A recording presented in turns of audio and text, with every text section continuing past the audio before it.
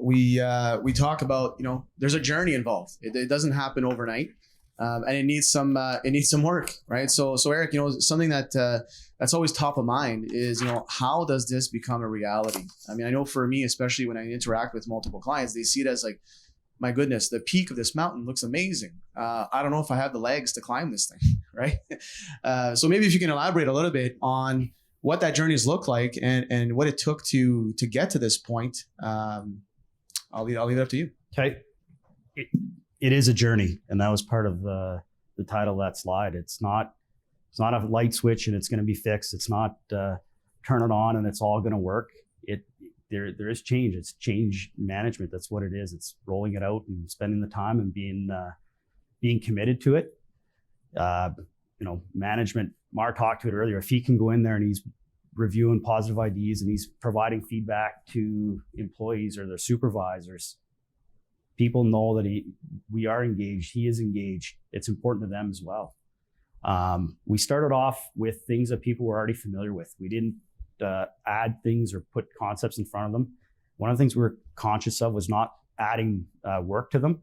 If we were adding things that were going to create more work for them, it wasn't going to get done. As we were duplicating some efforts at times, you would see that the quality in both of them would suffer. So you'd have to make a decision, a trade-off. We're going to do one and not the other.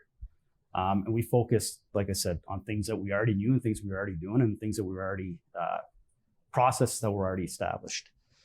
So 2018 rollout of Sofvie to all users focused on investigation and targets. So we changed the language from compliance at that point to targets.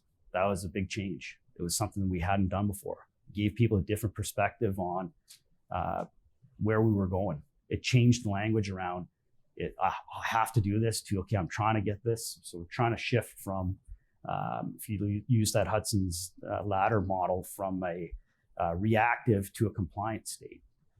2019, we continued the rollout with support, training. We're at sites, we're supporting supervisors. People were to the point where we were rolling out tablets, and just having a tablet in their hands was something new. Phones weren't like they are today, and everybody's got a smartphone with the screen. People still had the Blackberries, and some of them had the old flip phones. They'd never touched some of this technology before. So those are some of the hurdles that we had to get through.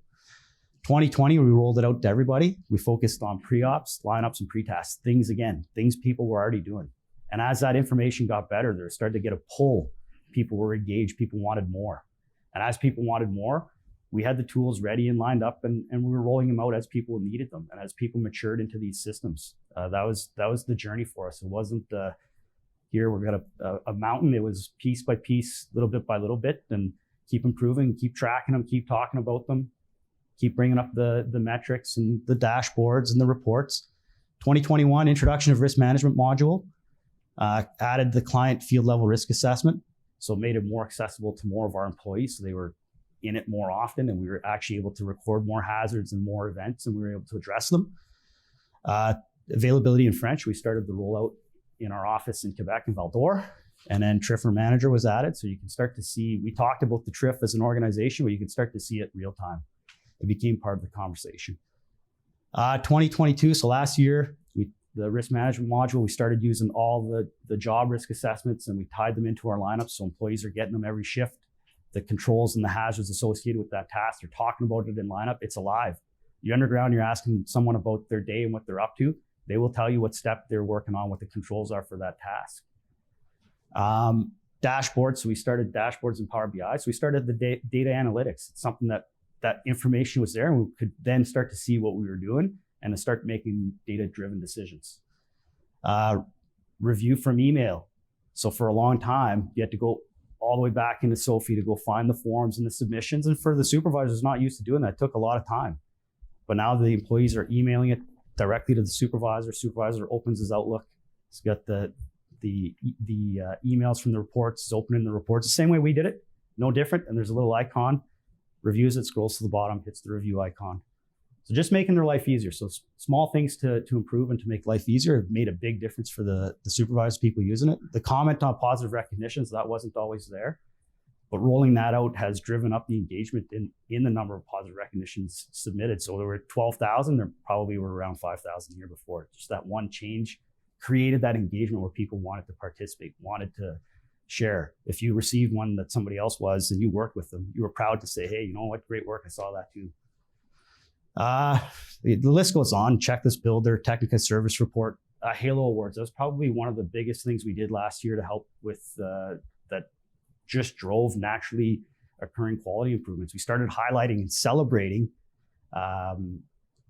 great submissions, things that people went above and beyond. So what the Halo Award was just we called it a Halo Award because it was tied with Sofvie, and we were trying to improve the quality. So we got to our numbers as far as minimum targets went, and our next journey was let's improve the quality.